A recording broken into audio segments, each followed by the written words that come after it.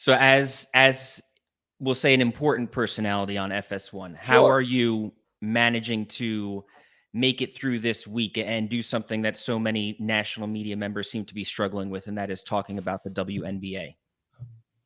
I don't think it's that hard. So here's the thing. Now, to be fair, to colleagues either at my network or other networks, I think this shocks people when I tell them this, but it's the truth. I don't consume a lot of sports television. I consume a massive amount of live games, Mhm. and I am almost always listening to some information based podcast while I'm going about my daily routine. But I don't sit down and watch a lot of shows, and it's kind of twofold. One is I don't really like, and I'm sorry, I'm giving a long preamble, but I'll answer your question.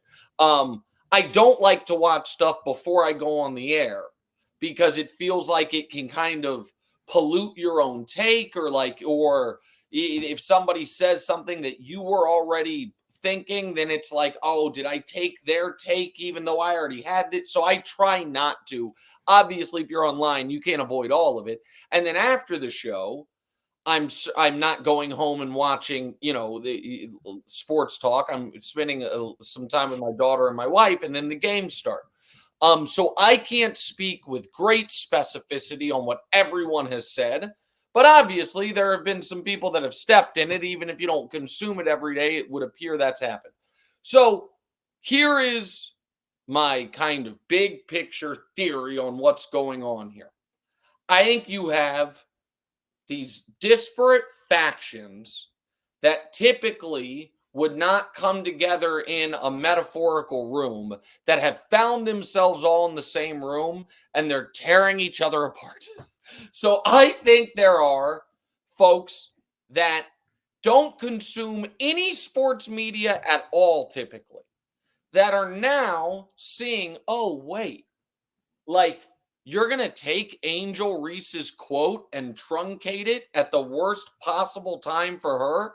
That must be a direct attack on Angel Reese and maybe an attack on Black women specifically. When, in my opinion, in reality, it's like, no, kind of the sports aggregators to everybody across the board. But if you're not familiar with that, it seems pointed and, and specific to that person. So you have those folks who are angry. You have another group of people that I think feel like, rightly or wrongly, the WNBA always should have been getting this coverage. And now it is. And now instead of being happy it's getting the coverage, is almost it. The analogy I keep using is it's like someone who was a fan of Mumford and Sons when they were playing, 80-person bars, and now they're playing arenas, and they almost are like, no, I was here first. You don't know the deep track. And it's like, okay, but I'm here now. So I do think there is an element of that involved here.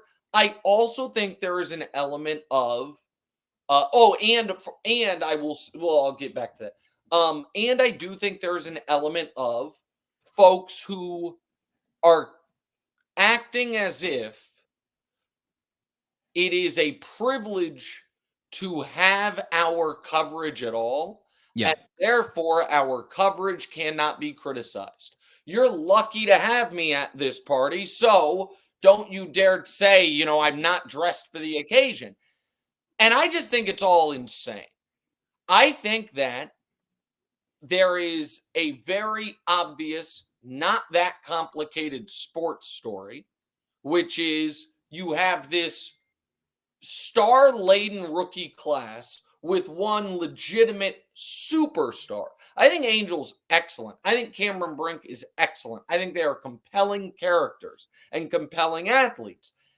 Obviously, Caitlin is compelling on a different level and has performed individually on a different level from those two players at the collegiate and professional level. That is not an opinion as much as it is a fact. So I think there is some, internal jealousy amongst the veterans, certainly amongst the rookies, maybe even amongst some of her own teammates. That is not that different from what we saw when LeBron came into the NBA. We've seen this in sports before. What we thought when I forget who it was. I think it was Johnson, I don't want to get the name wrong. The defensive back for the Bears who said about Caleb, like, hey, that Hollywood shit ain't going to play here. That's not that abnormal in sports. What is, I think, unique to this situation is, and it must be acknowledged, there is not just with Caitlin, but with the WNBA as a whole, a real racial dynamic. And I think you are being naive, if not willfully ignorant, to not acknowledge, as Paige Beckers did. Everyone should go back and look at Paige Beckers' ESPY speech from like 4 years ago, where she says, hey, she doesn't apologize for winning that award. I think she feels like she deserved the award. But she made the point that this is a majority Black woman sport, that a lot of the biggest accolades disproportionately have gone to white women. Now, another deeper level, kind of more complicated discussion is, I don't think a lot of those accolades have been undeserved. Diana Taurasi is probably the greatest women's player of all time. Ionescu's an all-time great. Sue Bird's an all-time great. There are, given the demographics of the league as a whole and the demographics of the 20 greatest players ever, it does skew disproportionately white. Now, why is that? That's a whole nother discussion. So I think all of that has come into play, which has made a lot of people, just impossible to have this conversation without sounding insane.